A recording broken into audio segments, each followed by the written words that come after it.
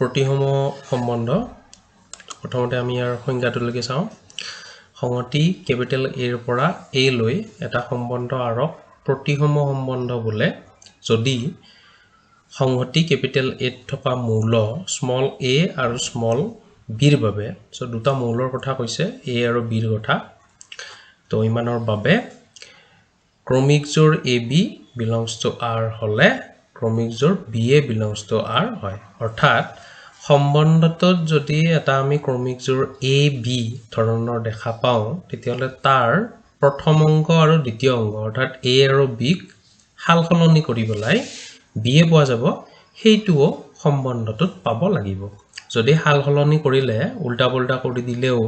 সম্বন্ধটোত পোৱা যায় তেতিয়ালে আমি প্ৰতিসম বুলি কৈ দিম তো আমি एग्जांपल চাওঁ ধৰা হল সংগতিটোত 1 2 আৰু 3 এই তিনিটা মৌল আছে এটা সম্বন্ধৰ কথা ক'লে যে 1 1 1 2 আৰু 2 1 তো আমি ইয়াত জি ক্ৰমিক জোৰ দেখা পাম হিয়তৰ প্ৰত্যেককে প্ৰথম আৰু দ্বিতীয় অংক হালসলনি কৰি পেলাই চাম যে এটো ঠিকই আছে নে নাই তো আমি প্ৰথমতে 1 1 ক্ৰমিক জোৰটো চাইছো যে 1 1 ৰ ক্ষেত্ৰত প্ৰথম আৰু দ্বিতীয় অংক দুটা হালসলনি কৰিলে আমি যেটো ক্ৰমিক জোৰ পাম হেতু 1 1 এ হ'ব গটিকে ই আমি চালো যে হালসলনি কৰিলেও 1 1 হয় আৰু হেতু তো আৰত আছে তো ইয়াত প্ৰবলেম নাই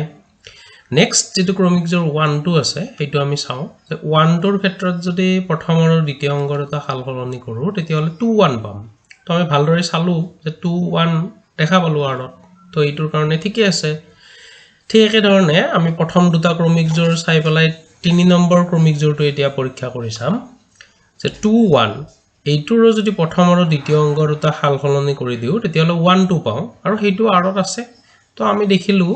যে তিনিওটা ক্ৰমিক জোৰৰ ক্ষেত্ৰত প্ৰথম আৰু দ্বিতীয় অংক হালসলনি কৰিলে কোনো প্ৰবলেম নহয় গটিকে এই সম্বন্ধটো প্ৰতিসম হ'ব এতিয়া আমি 2 নম্বৰ এটা एग्जांपल চাওঁ সংগতিটো 1 2 3 আছে r মানে আছে 1 2 2 1 আৰু 2 3 তো আমি দেখিলে গম পাইছো যে 1 2